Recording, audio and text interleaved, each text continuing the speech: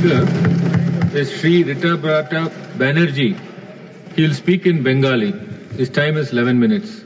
ধন্যবাদ মাননীয় চেয়ার।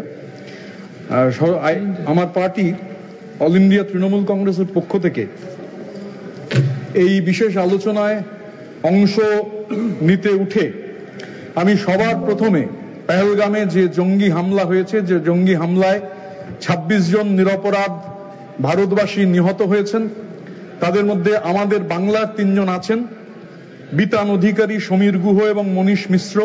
আমি তাদের অমলিন স্মৃতির প্রতি শ্রদ্ধা জ্ঞাপন করছি। লাইন অফ ডিউটিতে আমাদের দেশের সামরিক বাহিনীর যে বীর সেনানীরা লড়াই করেছেন, শহীদ হয়েছেন, তাদের অমলিন স্মৃতির প্রতি আমি শ্রদ্ধা জ্ঞাপন করছি। এবং এই গোটা পেহেলগাম যে ঘটনা, সেই ঘটনায় আমাদের সামরিক বাহিনীর প্রথম যিনি শহীদ হয়েছেন, নাম তার হাবিলদার ঝন্টু আলী শেখ, বাংলার নদিয়ার বাসিন্দা। আমি হাবিলদার ঝন্টু আলী শেখের অমলিন স্মৃতির প্রতি শ্রদ্ধা জ্ঞাপন করছি। এখন আজকে যখন এই আলোচনা এখানে হচ্ছে স্যার, আমি বিনীতভাবে সর্বভারতীয় তৃণমূল কংগ্রেসের পক্ষ থেকে, অল ইন্ডিয়া তৃণমূল কংগ্রেসের পক্ষ থেকে জানতে চাই যে সরকার কেন বিশেষ অধিবেশন ডাকলো না। এখন বিশেষ অধিবেশন এর আগে এই রকম ঘটনায় যে হয়নি আমাদের দেশে তা নয়। আমি এখানে গতকাল অন্য হাউসে আলোচনা শুরু হয়েছে, আজকে আমাদের হাউসে আলোচনা শুরু হয়েছে। আমরা শুনছি বারে বারে যে পণ্ডিত জওহরলাল নেহেরু, তাকে টেনে আনা হচ্ছে, তাকে দায়ী করা হচ্ছে। আমি শুধু উল্লেখ করতে চাই যে 23শে অক্টোবর 1962 যখন চীন ভারত যুদ্ধ চলছে, সেই সময় অটল বিহারী বাজপেয়ী এবং হেম বড়ুয়া এরা পণ্ডিত নেহেরুর কাছে গেছিলেন। এদের সংখ্যা বিরাট ছিল না, সামান্য তারা সংখ্যায় ছিলেন, সংখ্যার জোট ছিল না।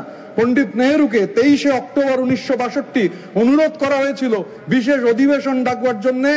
আমাদের দেশে 23শে অক্টোবর 1962 অনুরোধ করা হয়, অটল বিহারী বাজপেয়ী, হেম বড়ুয়া অনুরোধ করেন এবং 8ই নভেম্বর 1962 বিশেষ অধিবেশন ডাকা হয়েছিল চীন ভারত যুদ্ধের সময়।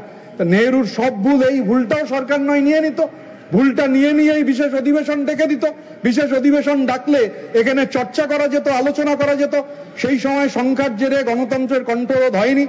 এখন এই আলোচনা, আমাদের একটা প্রশ্ন যে প্রথম দিন স্যার কেন শুরু হলো না?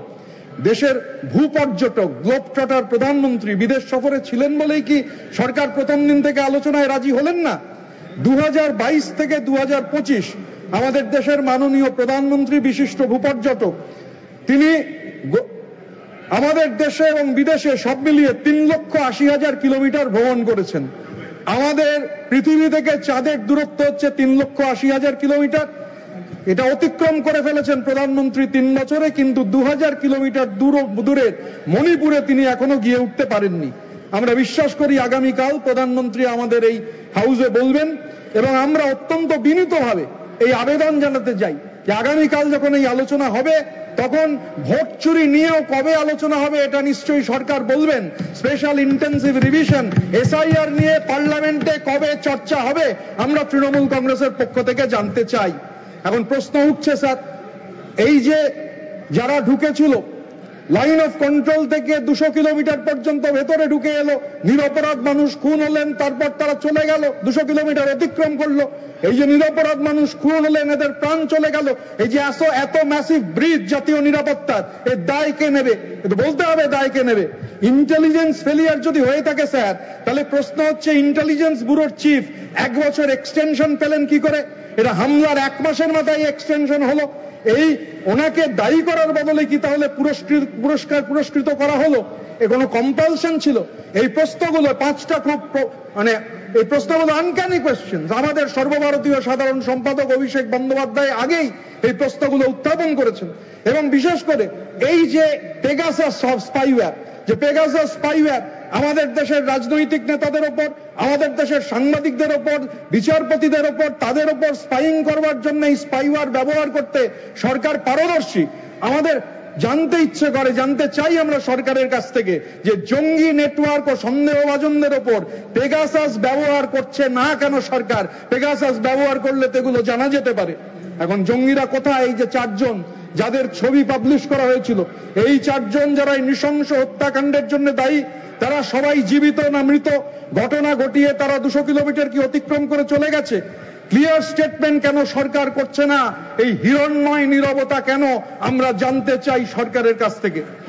আমরা, আমাদের পার্টি সর্বভারতীয় তৃণমূল কংগ্রেস, আমাদের নেত্রী জননেত্রী মমতা বন্দ্যোপাধ্যায় বারবার এটা বলেছেন যে পররাষ্ট্র নীতির প্রশ্নে সবসময় আমরা কেন্দ্রীয় সরকারের পাশে। আমরা গোটা দেশ, 140 কোটির দেশ, জাত, ধর্ম, বর্ণ, রাজনৈতিক পরিচয় এগুলোর ঊর্ধ্বে উঠে সবাই সরকারের পাশে। কিন্তু তাহলে এই যে পাক অধিকৃত কাশ্মীর আমরা কবে ফেরত আনতে পারবো?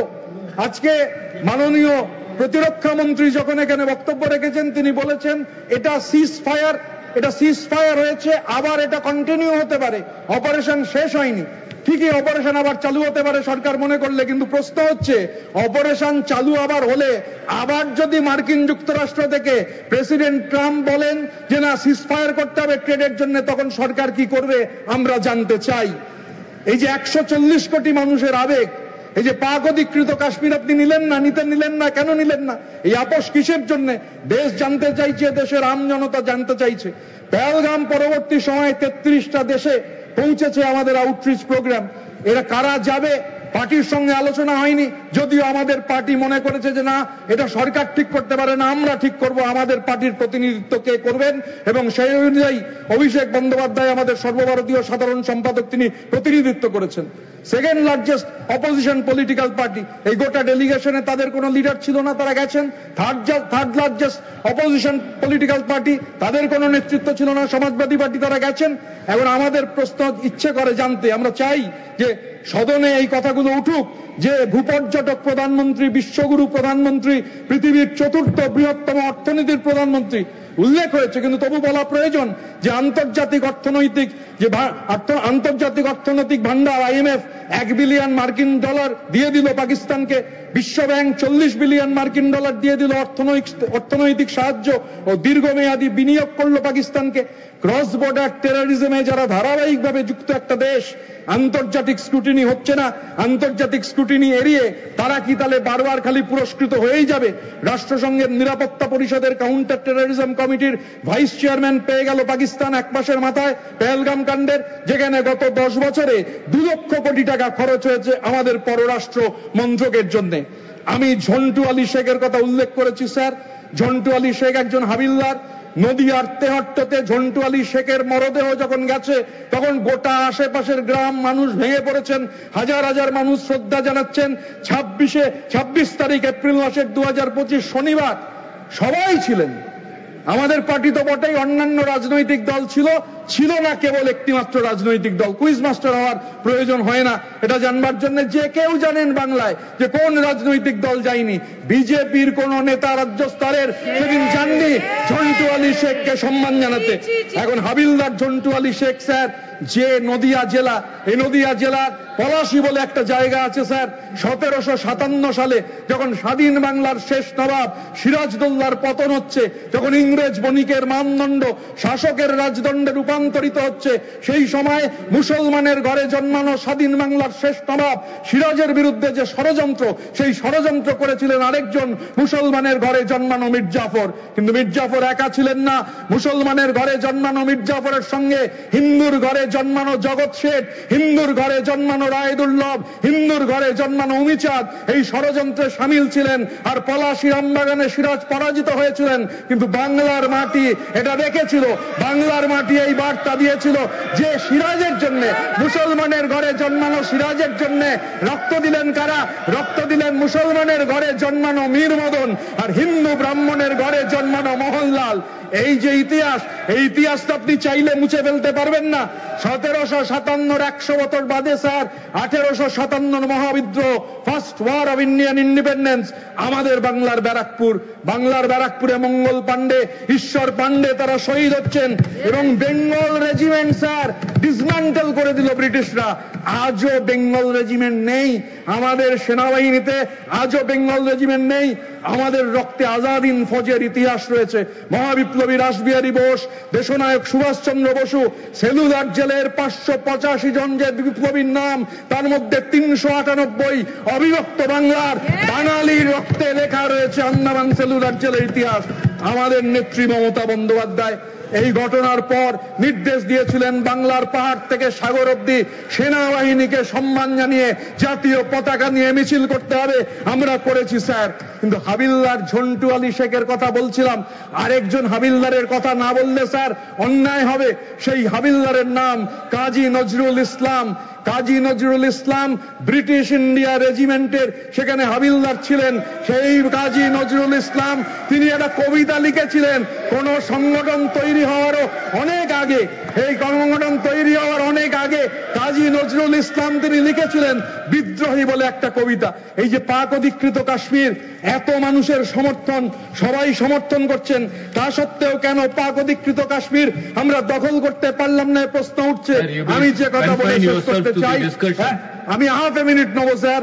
আমি শুধু বলতে চাই কাজী নজরুল ইসলাম লিখেছিলেন ওই কবিতায়, মম বাঁশরীর তনে পাশরি, আমি শ্যামের হাতের বাঁশরি, আমি রুশে উঠে যাবে ছুটি মহাকাশ ছাপিয়া, ভয়ে সপ্ত নরক হাবিয়া দজক নিভে নিভে যায় কাঁপিয়া, আমি বিদ্রোহী বাহী নিখিল অখিল ব্যাপিয়া, আমি পরশুরামের কঠোর কুঠার নিক্ষত্রিয় করিব বিশ্ব, আনিব শান্তি শান্ত উদার, আমি হল বলরাম স্কন্ধে, আমি উপারি ফেলিব অধীন বিশ্ব, অবহেলে নবসৃষ্টির মহানন্দে, মহাবিদ্রোহীর অনক্লান্ত, আমি সেই দিন হব শান্ত, যবে অত্যাচারীর খড়গ কৃপান ভীম রণভূমে রণিবে না, এই অত্যাচারীর খড়গ কৃপান ভীম রণভূমে রণিবে না, আমি সেই দিন হব শান্ত, আমি বিদ্রোহী ভৃগু ভগবান বুকে এঁকে দিই পদচিহ্ন, আমি স্রষ্টা সুদান, আমি শক্তা ভাড়া খেয়ালি বিধির বক্ষ করিব ভিন্ন, আমি চির বিদ্রোহী বীর, আমি বিশ্ব ছাড়ায় উঠিয়াছি একা